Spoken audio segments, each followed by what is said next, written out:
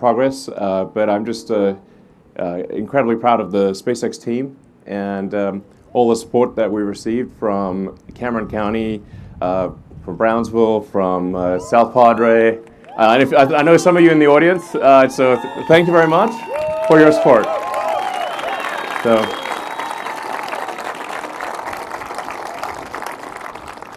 So before we jump into the details of what's happened over the past 2 years, I think it's worth just talking a bit about this, like why are we doing this? This, I mean, pretty epic, but what's the sort of deep meaning behind this? Like, why build a giant reusable rocket? Why make life multiplanetary? And I think this is just an incredibly important thing for the future of life itself. So, and there's both I call it the sort of the defensive reason or the life insurance reason. That's one part of it, which is that there's always some chance that something could go wrong on Earth. The dinosaurs are not around anymore. So, there could be some calamity that where we do ourselves in, or there's a natural disaster. Now, I'm naturally an optimist, so I think the probability of that is low, but it is not zero. And eventually, the sun will expand. It might take a few 100 million years, so don't hold your breath. But eventually, the sun will expand and destroy all life. So for those who really care about not just the humans, but all the life on Earth, it is very important, essential, that over the long term, that we become a multi-planet species and ultimately even go beyond the solar system and bring life with us. And we are life's stewards, life's guardians. The creatures that we love they can't build spaceships, but we can, and we can bring them with us. And I think that's pretty important, for those that care about the environment and care about all the creatures on Earth. So that's like I would say like the defensive or the life insurance reason for life collectively. But there's also an inspiring reason, which is that life can't just be about solving problems. There have to be things that inspire you, that move your heart, that make you glad to be, when you wake up in the morning, you're excited about the future. And going out there and being a multi-planet species and being a spacefaring civilization and making science fiction, not fiction forever, I think that's one of those things. I think that's what fires me up the most. Is like, let's go out there and find out what this universe is all about. Are there other species out there? Maybe. Hopefully it's. I mean, we want to go find out what the heck's going on. What is going on? I mean, how do we get here? What's the meaning of life? 42. But what's the question? If we go out there and we explore the galaxy, ultimately, then we can find out some of these questions. And it will just be very exciting to do that. And something we can all look forward to.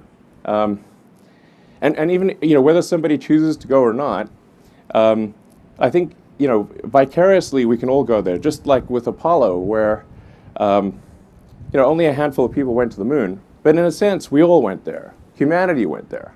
And so even if somebody doesn't choose to go themselves, I think vicariously through others, they will go, they will understand, they will experience the universe. And I think that's incredibly fundamental to an exciting future. And that's why we're doing this. So.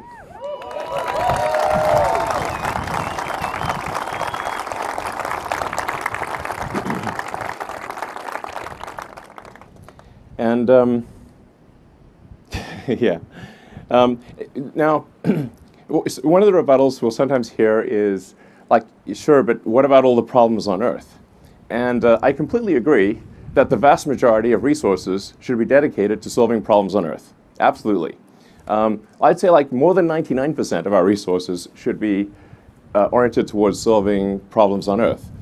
It's important to note that like NASA's annual budget is only 0.36% of the federal budget. And in fact, of the national GDP, it's less than 1/10 of a percentage point.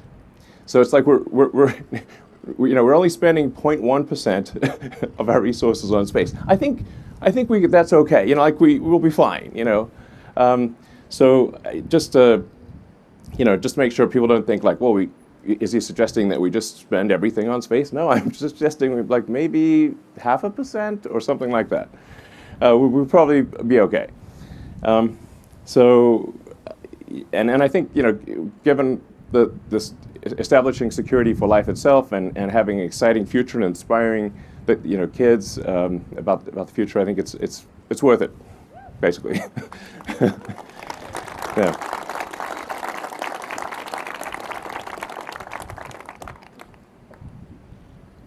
So, well, how do we do this? How do we make life multiplanetary? What's the first step? And the essential technology, the holy grail breakthrough that's needed, is a rapid and completely reusable rocket system. So this has never been accomplished before. And there's a lot of people, for the longest time, thought this was not possible. Now, with Falcon 9, we've been able to show that you can have reuse of a boost stage and reuse of the fairing. So with Falcon 9, we've demonstrated a lot of reuse of the boost stage and of the fairing. We've have over 100 reflights of the fairing over of the booster, and I'm not sure of the fairing number, but it's a lot. And that's a big step in the right direction. With Starship, we're aiming for full and rapid reusability. So, we obviously need to accomplish that. That's not done yet, but the success is one of the possible outcomes, which I always think is when embarking on an endeavor, success should be at least one of the possible outcomes. And for this design, that is the case. And we're aiming for rapid reusability, which is why the booster is going to take off and then fly back to the launch tower and aspirationally land on the arms, which does sound insane, or as Bill Riley would say, audacious. But if it does come in too fast and shear off the arms, then I guess it will be a farewell to arms. Sorry. There's the dad jokes, I have to warn you, they're only going to get worse. So here I'd really just like to congratulate the SpaceX team and also thank NASA, the FAA, the Space Force, and everyone, and all of our customers that have helped us get to this point. It's insanely hard to get a rocket to orbit. Insanely difficult. I have huge respect for anyone who's gotten a rocket to orbit. It's so hard. And we've had 144 successful launches, 106 landings. Actually, these days I have to look on the internet, say, how many landings have we had? I'll have to ask the internet. 83 flight-proven launches. Although I have to say, I still have like launch PTSD every time the rocket takes off. I'm like,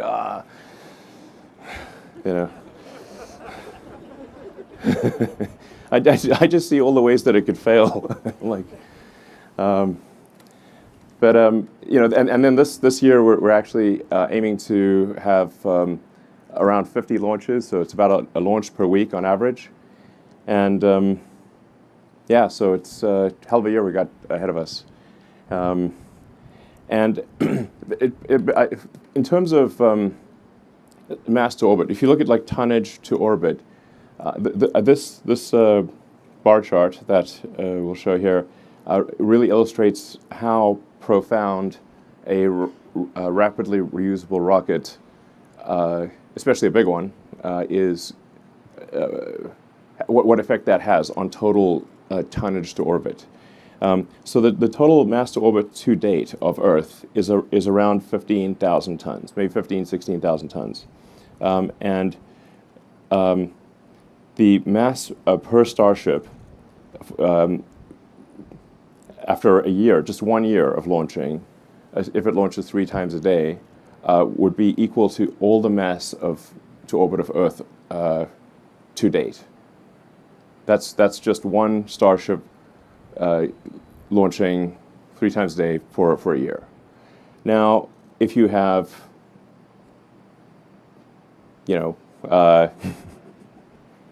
10 Starships-ish, then, and we'll have more than that. Our goal is to be making at least a one stack per month, and then ultimately potentially a ship every 3 days.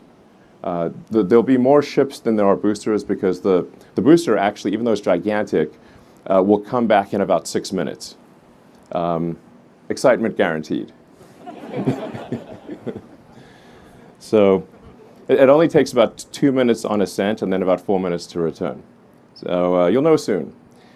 The ship has to complete at least 1 orbit around Earth, and sometimes maybe 3 orbits or more.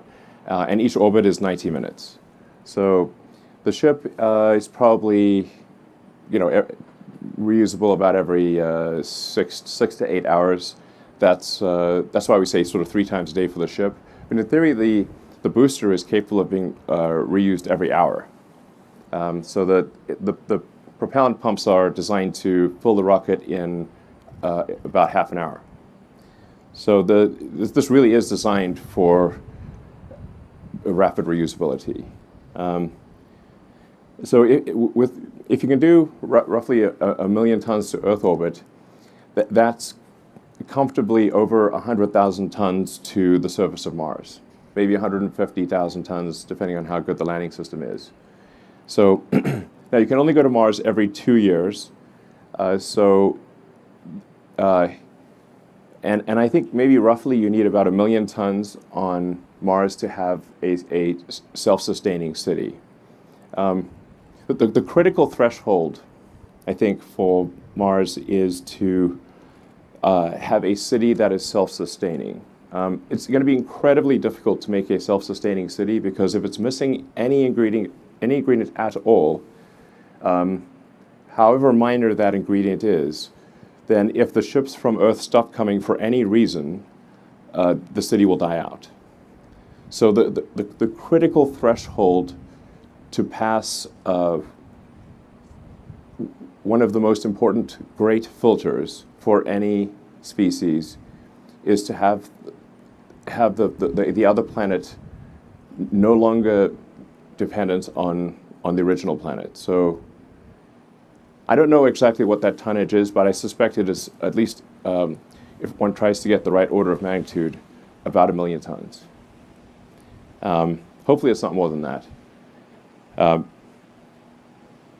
Starship is capable of doing that. It's capable of getting 1 million tons to the surface of Mars and creating a self-sustaining city.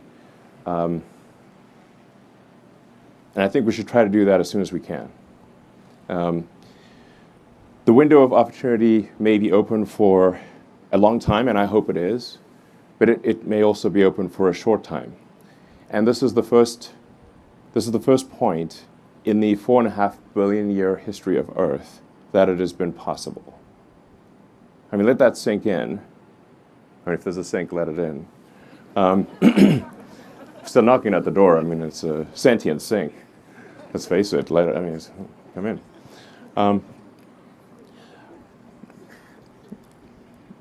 So 4.5 billion years. It's been a while. This is the first time it's been possible. We need to seize the opportunity and do it as quickly as possible. I mean, to be frank, civilization is feeling a little fragile these days. And like I said, I'm an optimist, but I think we've got to protect the downside here and try to build that city on Mars as soon as possible and secure the future of life.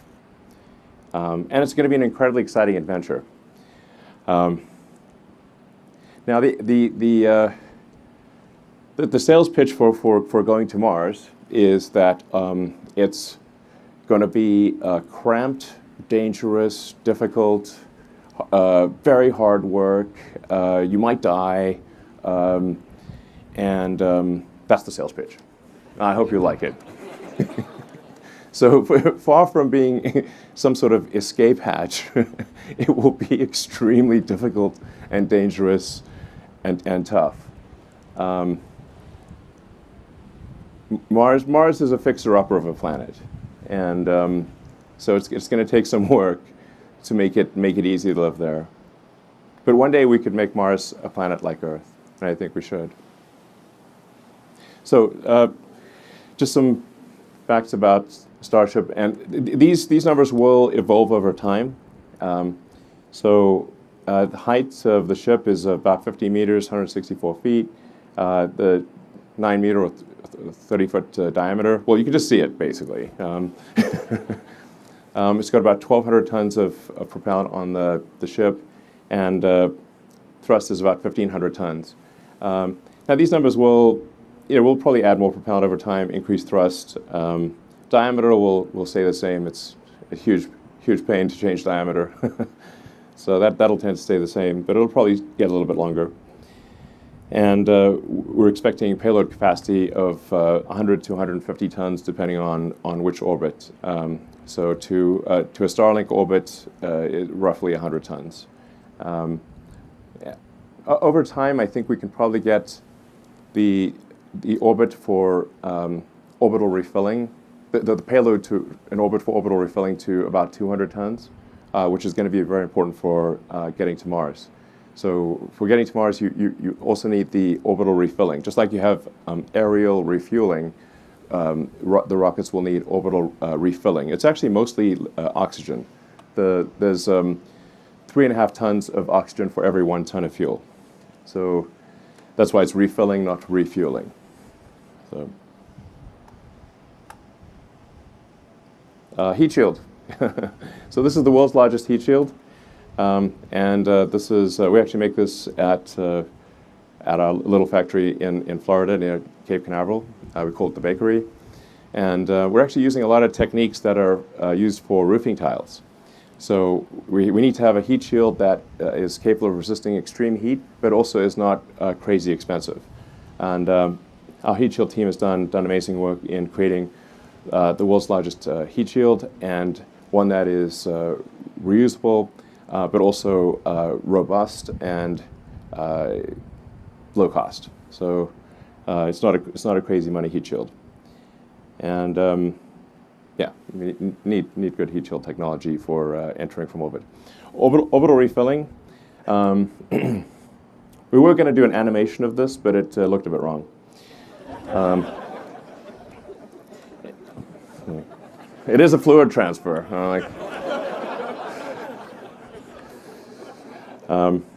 So, yeah, play a little Barry White, Okay. So that's one of the technologies that is necessary for getting to Mars. So the ship would get to orbit with its payload, and then in orbit we'd refill the tanks, so it would have enough propellant to get to Mars. Mars is far. So now this is essentially docking in orbit, and with Dragon docking with the space station, this is a technology that that SpaceX has become quite good at. We've done, I think at this point, a couple dozen dockings with the space station, and it's actually way harder to dock with the space station than to dock with yourself.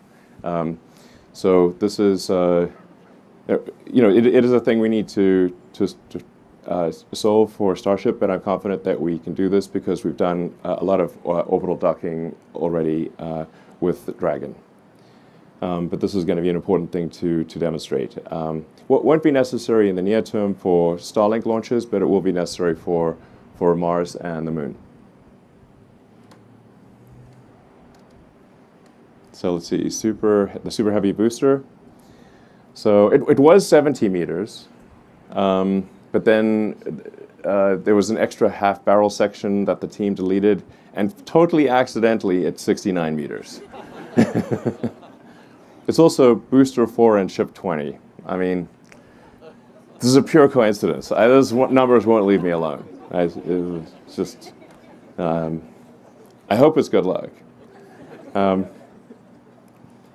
So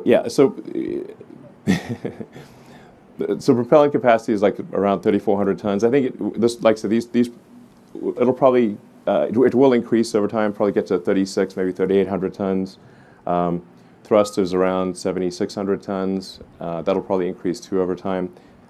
Just to put this into perspective, though, the Saturn V was 7.5 million pounds of thrust, and Starship is 17. So it's more than twice the thrust of a Saturn V, which was that's the largest rocket ever to get to orbit. It's worth noting Super Heavy is the largest flying object of any kind, or will be. It's very big. You can see it right there. That booster has 29 engines.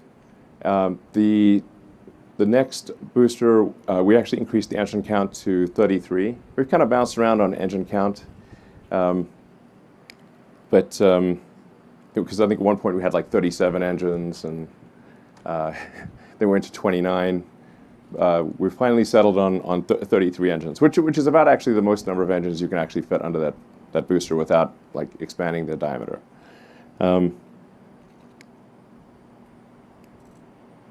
Yeah, and then this tower, this tower from design to construction was 13 months, so it's quite an epic structure. It's really worth emphasizing that the whole launch system, which is basically stage 0, is I'd say as complex and difficult as either the booster or the ship. So I really want to emphasize that this is, and it's a very difficult thing that requires a lot of hardcore engineering, and it's really, like I said, the tower and the launch system, which I call stage 0, is just as important as stage 1 and stage 2.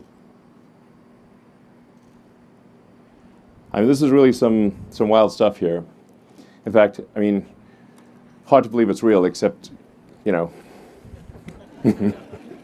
right there. So, yeah. And then Raptor development. Raptor 1 was 185 tons of thrust. Raptor 2 is 230 tons of thrust, and I think over time we can get that to probably 250 tons. So that's, and it's also significantly simplified. So you can see the difference between V1 and V2. The V2 is, V1 looks like kind of like a Christmas tree spaghetti pile. A lot of fiddly bits. And V2 is greatly simplified while also increasing thrust at the same time. So it actually, Raptor 2 costs about half as much as Raptor 1, despite having much more thrust, and I think just generally being a much easier engine to build and a more robust engine. So very excited about Raptor version 2, and it's only going to get better from here.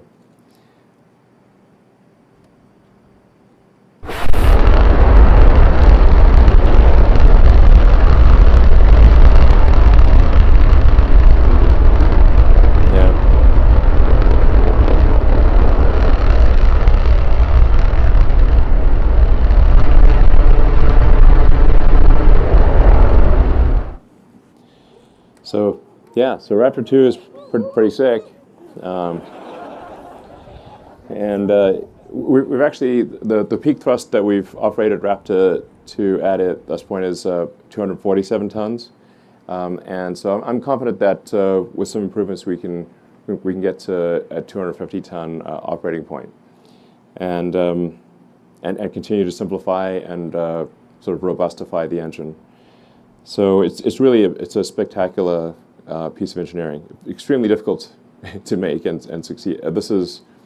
Engine has been mind-bogglingly difficult, but it is one of the essential keys to.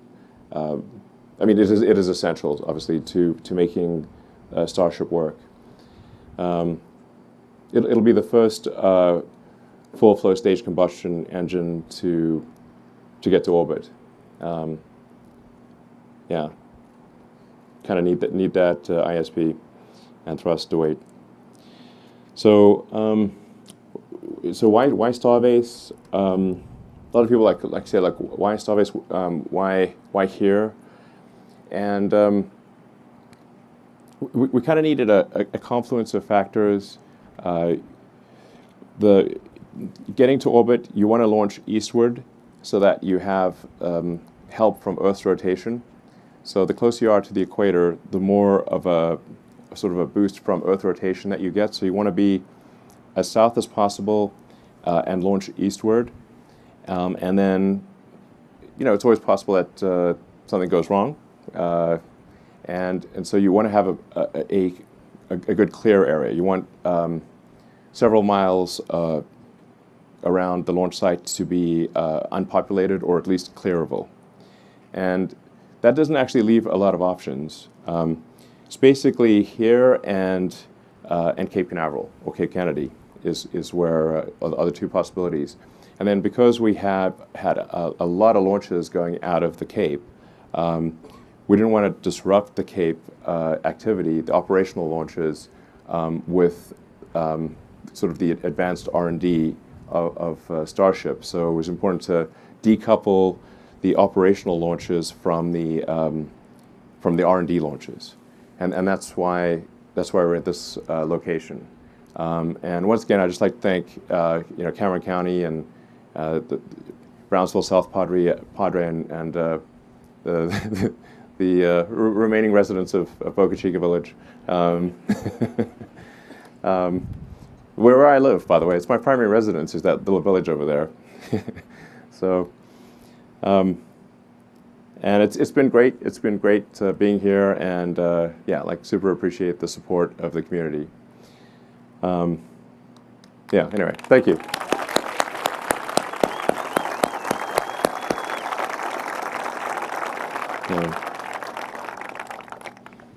So I think we've got a video to show what we hope will happen with launch.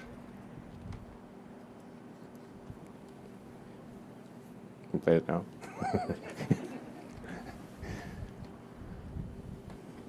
Oh wait, sorry. We have some upcoming Starship missions. Orbital flight is really just the beginning. So we're going to have a number of Starlink missions that will launch Starlink satellite version 2. But even more exciting than that is the NASA human spaceflight mission. We're incredibly honored that NASA has selected Starship to take astronauts back to the moon for the first time in half a century, which is kind of mind-blowing. So,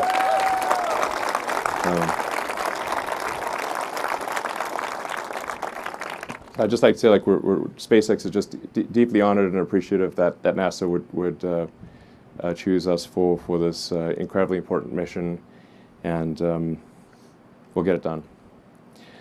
And then there's also the Dear Moon mission, which is going to take artists around the moon, and that's Isaku Miyazawa, and he's going to select I think a dozen artists and do a loop around the moon, which will be very exciting. And there's going to be some future announcements that I think people will be pretty fired up about. So. anyway, super exciting future ahead with this. There'll probably be a few bumps in the road, but we want to iron those out with satellite missions and test missions and get to a high flight rate and then have something that's extremely reliable for human spaceflight. So, yeah.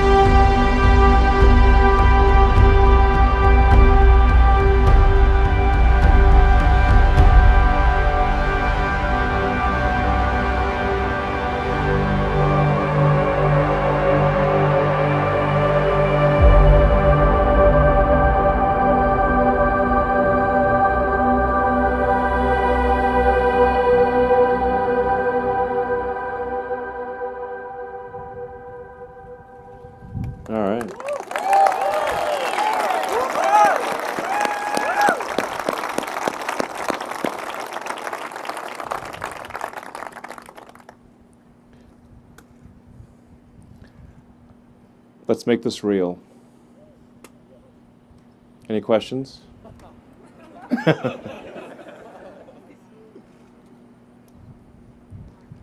Let's make this real. Cool.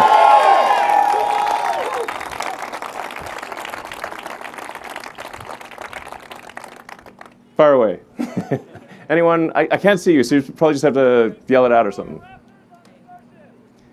Hi, Elon. Yes, there's 6 Raptors on Starship. Currently 3 with the vacuum nozzle, 3 sea level. Sorry?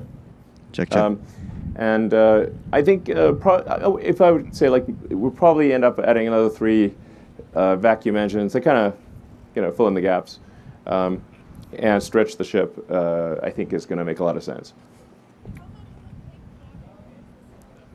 You'll have to yell, unfortunately. So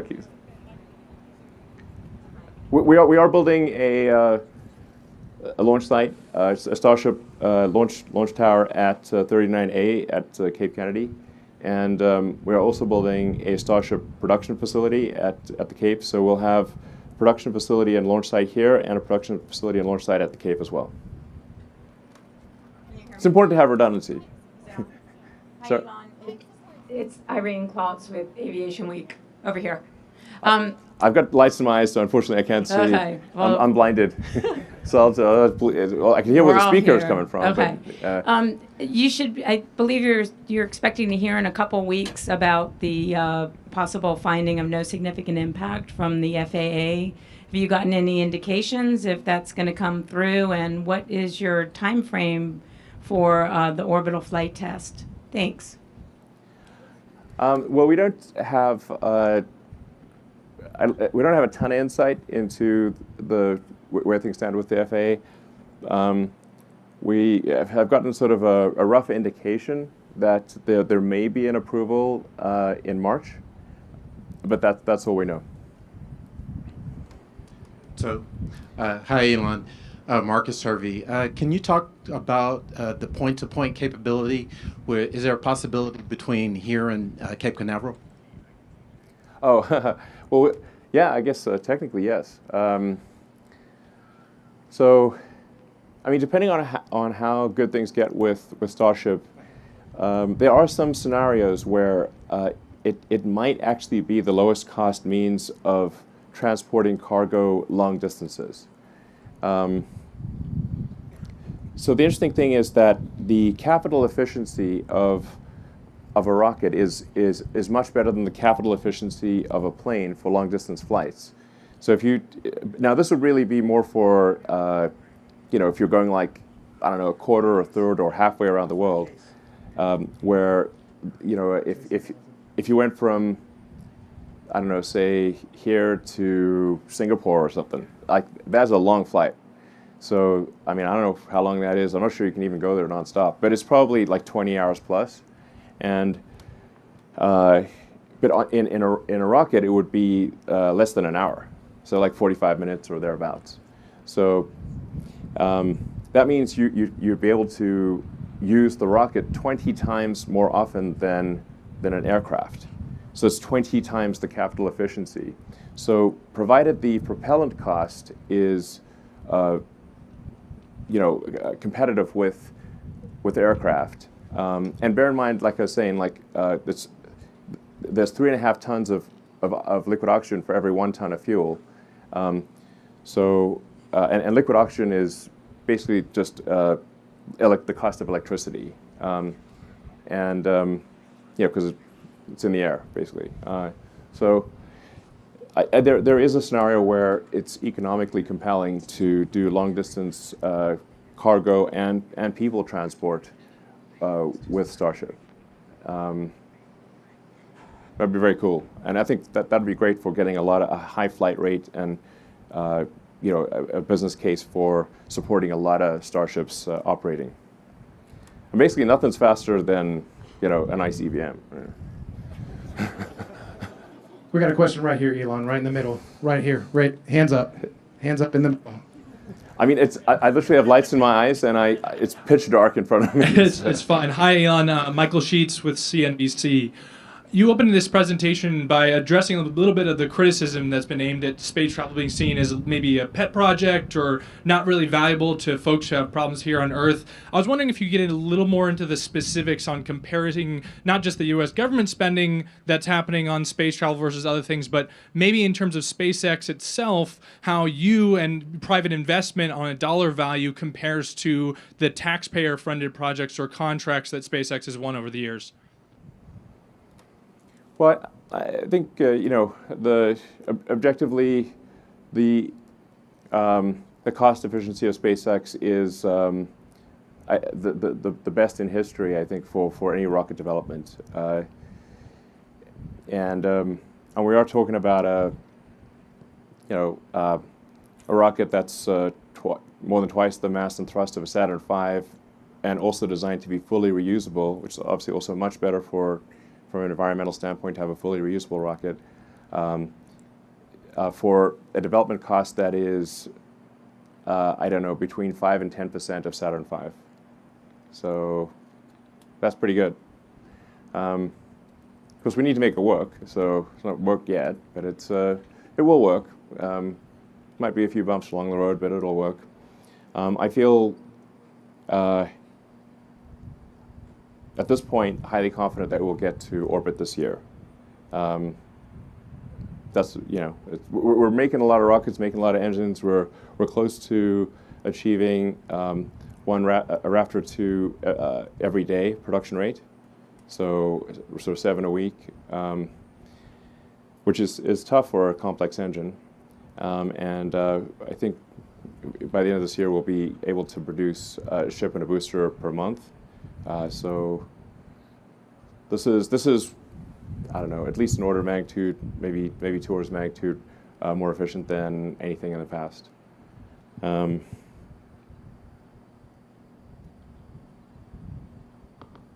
Yeah. So. Hey, Elon, this is Joey Roulette for Supercluster.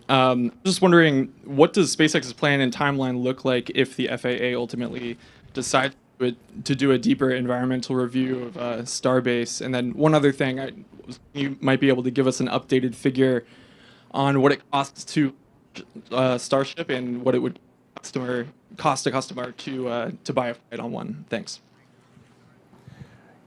Yeah, I mean, I am optimistic that we will get approval.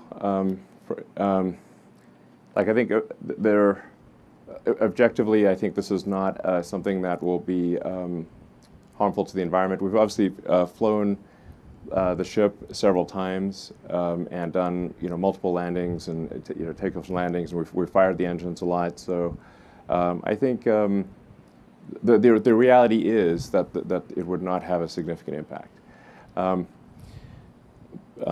Now, of course, that doesn't mean things don't get delayed from a regulatory standpoint. And we are in a litigious society, and so there's always sort of lawsuits from someone, lawsuit city. Now we do have the alternative of the Cape, and we actually applied for environmental approval for launch from the Cape a few years ago and received it. So we actually are approved from an environmental standpoint to launch from 39A. So I guess our worst case scenario is that we would, I don't know, be delayed for 6 to 8 months to build up the Cape launch tower and launch from there. From a cost standpoint, the costs will improve significantly over time. So because it'll take us a moment to achieve full reusability and full and rapid reusability, we'll probably lose a few vehicles along the way. With Falcon 9, I think it took us 14 or 15 attempts to successfully land the first booster. I don't think it'll take us that many with Starship because we have that experience. But it's certainly not a sure thing that it'll work the first time. I mean, from a cost standpoint, I mean, it's a 100-ton capability to orbit. On a marginal cost to launch basis, that doesn't count fixed costs, which obviously have to be covered. It may be as little as a few $1,000,000 per flight, maybe even as low as $1 million per flight. So this is crazy. These are crazy low numbers by space standards, crazy low. Now, we do have to cover fixed costs, so depending on what our launch rate is, we have to divide the fixed cost by the number of launches. So the more launches that happen, the lower the total cost, fully considered cost per flight would be. But I'm highly confident it would be less than $10 million all in over, if you say like fast forward like 2 or 3 years from now. I think it's highly likely to be everything included less than $10 million a flight for 100-ton to orbit capability. And 100 tons to a useful orbit, not to a low orbit. To a low orbit, it would be 150 tons. So this is ridiculously good compared to everything else. And it should be, because if you think of like, if this was if aircraft were not reusable, how much would an air ticket cost? I mean, it's like, for, I don't know what, a 787 or 777 goes for these days. I don't know, a few $100 million. If you had to spend, $200 million every flight, it would be very expensive to fly somewhere, and you'd need 2 of them for, another one for the return trip. So, it would obviously be absurd. So if you can imagine if we were in a world where aircraft were expendable, and then someone came along with a reusable aircraft, it would be an absolutely profound game changer. That's what needs to happen for life to become multiplanetary, and that's what this design, I'm confident, is capable of that. It's just a question of how long it will take to refine that and have it really dialed. Hi. Hi. Sorry, this is Andrea Leinfelder of the Houston Chronicle. I wanted to know, when and how do you plan to test Starship refueling in space? And also, aside from NASA, Dear Moon, and Starlink, can you elaborate on the potential customer base for Starship? Thank you.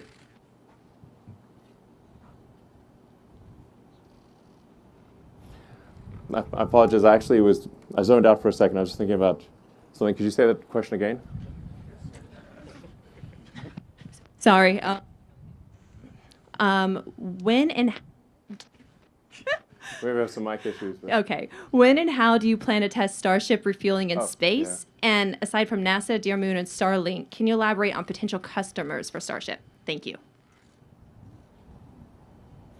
I think orbital refilling, and I want to emphasize it is refilling, not refueling, because it's 3.5 times as much oxygen than fuel. So we mostly are carrying oxygen up there.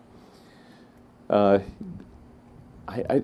optimistically, towards the end of next year, I think I'd be surprised if it's longer than 2 years for doing the refilling. And there are a lot of additional customers that will want to use Starship. I don't want to steal their thunder. They're going to make their announcements, and but I think this will get a lot of use, a lot of attention. It's like I said, once we make this work, it's an utterly profound breakthrough in access to orbit. And when you have an utterly profound breakthrough, the use cases will be hard to imagine. I mean, when aircraft first came along, aircraft were viewed as toys, like they were like a novelty, not a means of transport. They were like, oh look, we can fly like a bird briefly and dangerously for a few minutes. Nobody at the time, or at least I think very few people at the time, thought that there would be a global aircraft industry with airports throughout the world carrying people to every part of Earth in ridiculously short periods of time. When the Wright brothers first took off, I mean, most people were just riding horses. So you're like, oh, it's like riding a horse, see this crazy device, looks like witchcraft. And they would not have imagined that there would be aircraft flying, tens of thousands of aircraft flying to every corner of the world. So I think we made this really could be an extremely profound situation, and we really can't even imagine all the use cases at this point. So. Hi, Elon. This is Steve Clark with the Brownsville Herald. Thank you for the presentation. You're welcome. So if the FAA does come back and say we need an EIS, does Starbase bounce back from that at some point?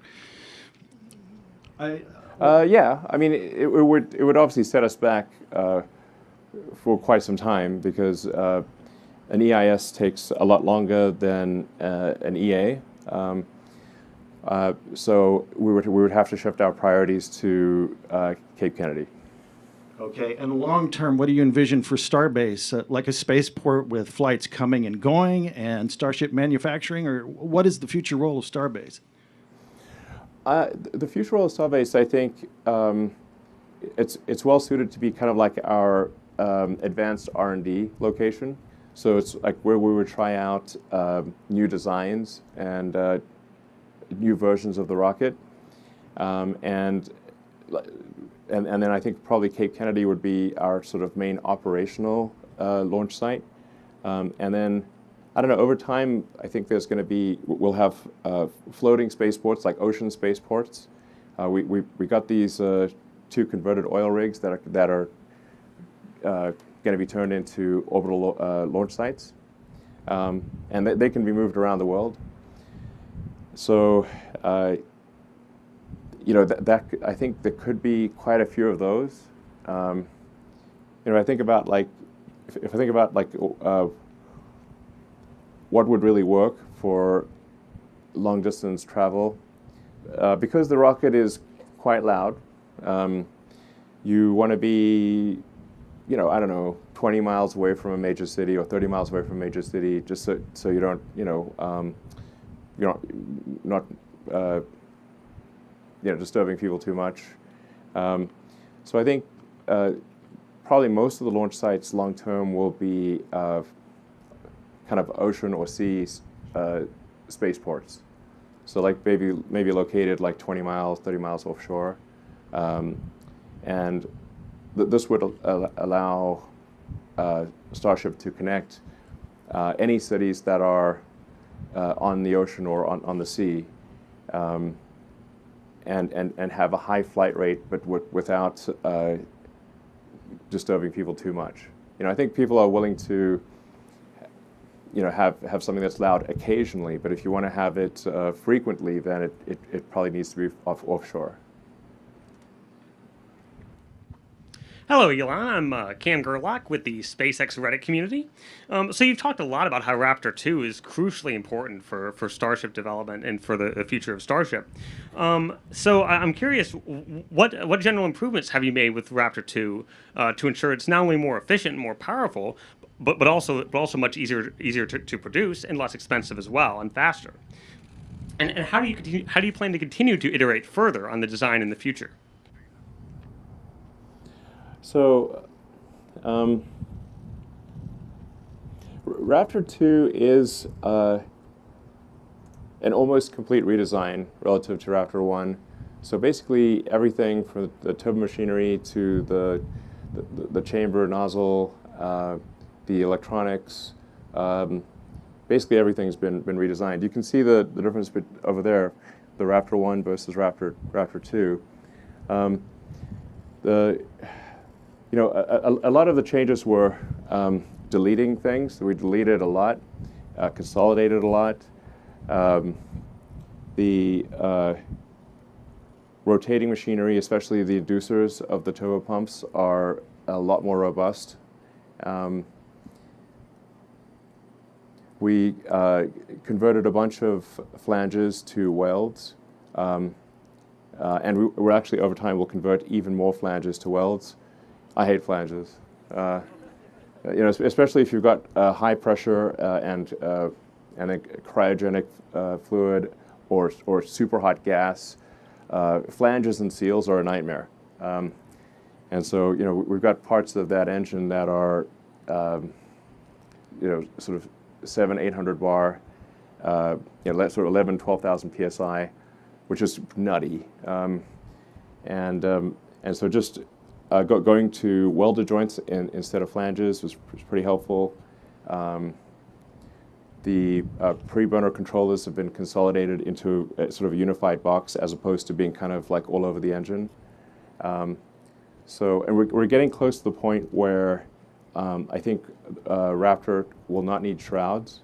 So shrouds are a huge pain in the ass, like basically putting a whole shield around the engine, especially for the gimbaling engines, where it's got to kind of have like a sort of eyeball seal, like it's like rotating in a circle with a hot gas seal.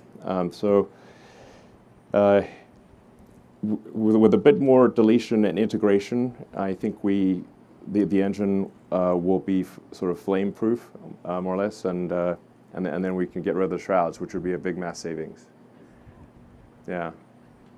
So a lot more could go on. We're also operating at a higher chamber pressure.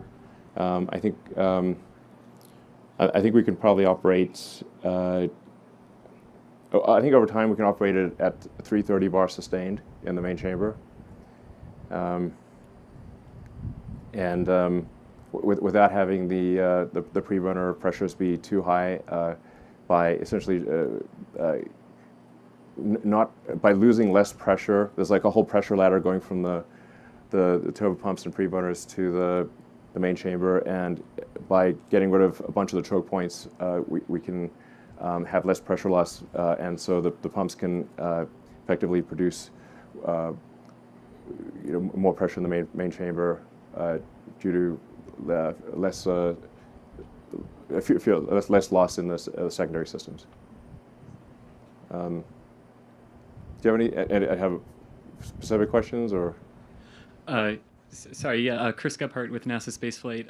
Can you talk a little bit about the abort modes that are available for ship if there were ever to be a problem during the climb to orbit? What would be available to the crew in that regard? And also on that same level, the life support systems for ship. Where do those stand, and what are the challenges that you're finding with just the sheer volume in Starship for that? Thank you. So Starship will not have an independent abort system, but I think something that would make sense is to have the thruster weight of the ship be enough that it could do it could take off from the booster, even if the booster has a failure at the pad level. So if you can get the thruster weight of the ship at sea level above 1, then even if there is something goes wrong with the booster, the ship can essentially fly away from the booster. And so that's something that I think would be important for carrying people, and also for high-value cargo, to have the ship have a thruster weight greater than 1 even at sea level. And then there's like I said, that would be like the 9-engine version. And then even if you lost one engine, I think you should still be able to do an abort. So I think for crewed missions, we would essentially maybe detank the ship to some degree so that you'd have kind of a launch abort capability with the ship, even if you lost an engine. That'd be my recommendation.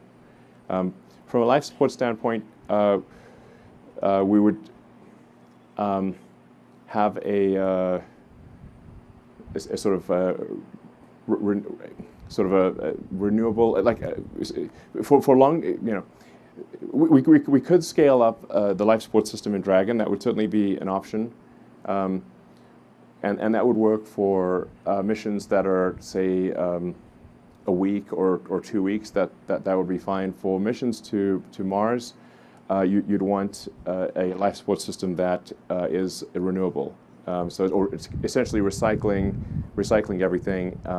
in a closed loop system with close to zero loss to mass. So that would be a more advanced system, because you'd have to convert the CO2 back into O2 and kind of recycle, poop and urine and stuff. So that's a harder problem, but it's not an immediate problem. We can certainly scale up Dragon for any kind of missions that are, a few weeks long. Hi, Elon. Eric Berger with Ars Technica. Thanks for taking some questions. I'm wondering if you do get that approval from the FAA in March. I know that there's really no way of knowing, but could you talk a little bit about the hardware readiness, sort of where you are technically? The launch tower is pretty incredible, but sort of the rocket, the ground systems, software. Like if you were to get some kind of approval from the FAA in March, would you be looking at, how quickly could the hardware be ready to go? Yeah, I think we're close to having the hardware ready to go. So right now, I think we're tracking to have the regulatory approval and hardware readiness around the same time.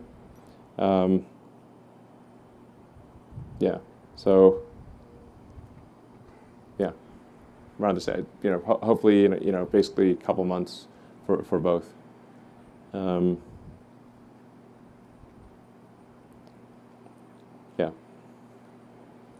Hi, Seth Krakowski with SpaceExport.com. You mentioned launching from the sea. Could you give us an update on the current status of using Phobos and Deimos for Starship operations? Yeah, so Phobos and Deimos thus far have been a relatively low priority. We needed to make the launch site here work. This has been quite a difficult endeavor. So we deprioritized the Phobos and Deimos. And just last month, we started to, we're going to take one of them and build at least a catch tower on it. So, and ultimately we will, ultimately meaning like, I don't know, later this year, build a full launch capability on one of the platforms. So I think hopefully by the end of this year we will have a launch capability at Cape Kennedy at 39A and on one of the ocean platforms as well.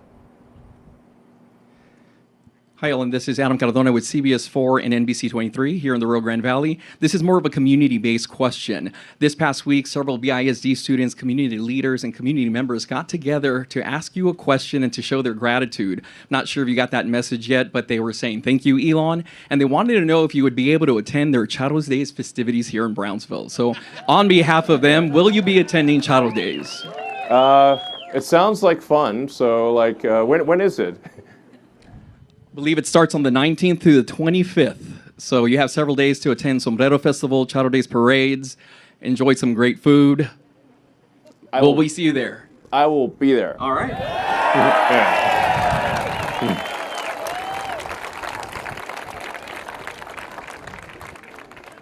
That's going to be hard to follow up. Hey, Elon. Tim Dodd, the Everyday Astronaut here.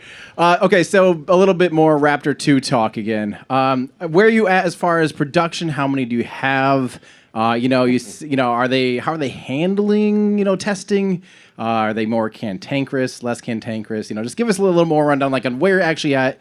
Is that a bottleneck for the next booster as well? We assume the next booster is going to require, Raptor 2. So, kind of where are you at with the production and the testing so far?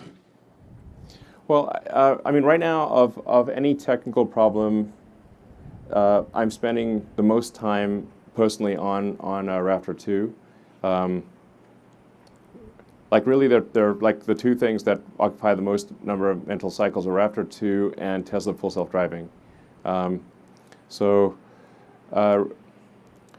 The only remaining issue that we're aware of is melting the chamber.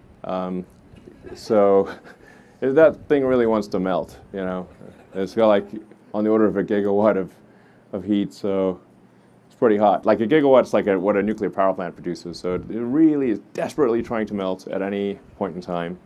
We've got, we're flowing an immense amount of cryogenic fuel to cool the chamber in the channels. We have head-end film cooling. We've got throat film cooling, and we're just trying to get the exact sort of balance between head-end film cooling and throat film cooling to not melt the chamber. I think we're pretty close. Like we have a couple engines in the stand that have I think 700 or 800 seconds of operation and several start cycles. So it's looking positive, but that's the remaining issue is melting the chamber. But in the meantime, we're scaling up old production to get to 1 a day or better. So apart from melted chambers, we're doing well. We've got a lot of pumps, a lot of electronics, a lot of pre-burner controllers. Just not melting the chamber, which is very difficult, is the last remaining challenge. But I think we're very close to solving that. And then the production system has a lot of momentum. Like I said, we're really, like next week we'll probably make at least 5 or 6 Raptor 2s, for example.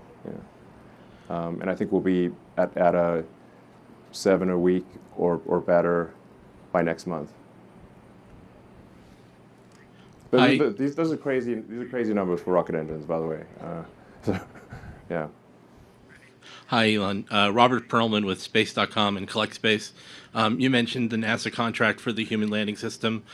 At one point, do you envision splintering off development of Starship for HLS, or how are you going to balance the timelines of rapid reusability versus NASA's own schedule of when they're ready to go to the moon?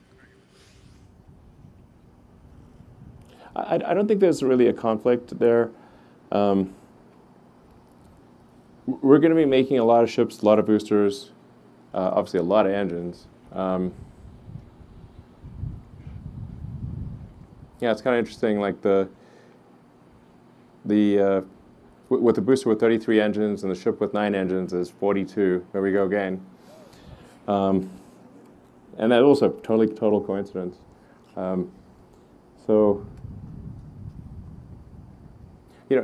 Adding legs to land on the moon, we do not think is like that can be done pretty quickly. I don't really see any conflict between achieving rapid reusability and getting to the moon.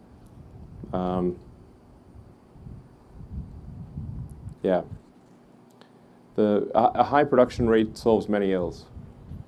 So we're aiming for a high production rate.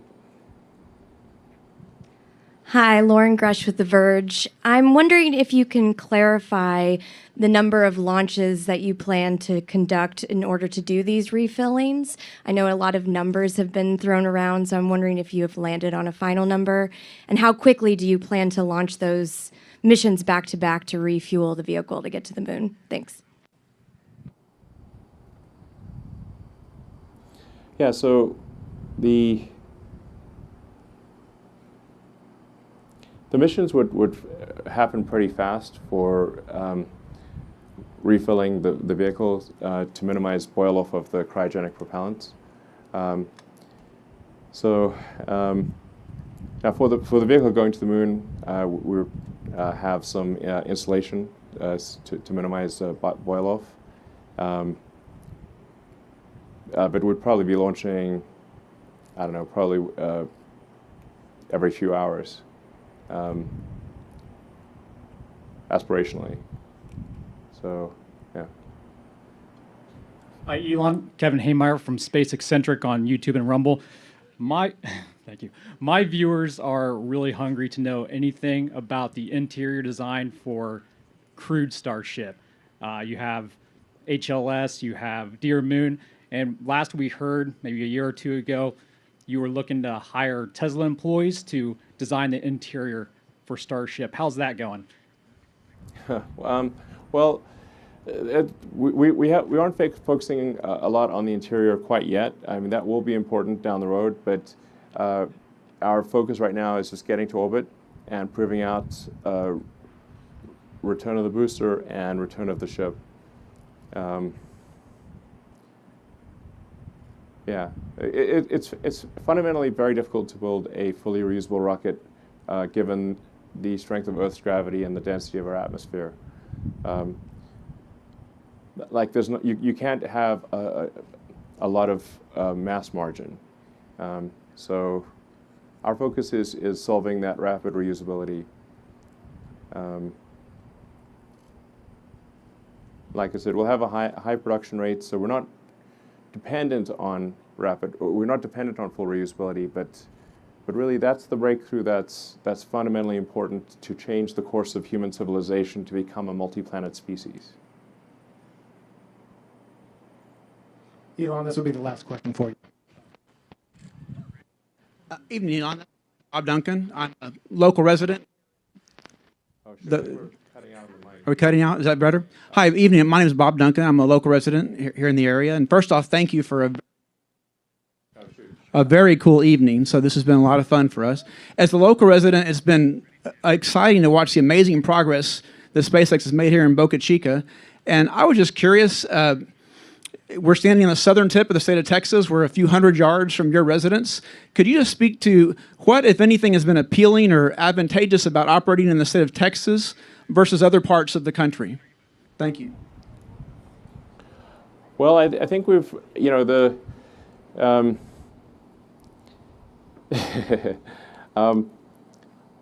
well, I mean, we've had a lot of support from the community, and you know, something that just happens over time with societies is that kind of rules and regulations build up, and they build up, you know, more in some places than others, and they didn't, you know, I think Texas has the right amount of rules and regulations. Yeah.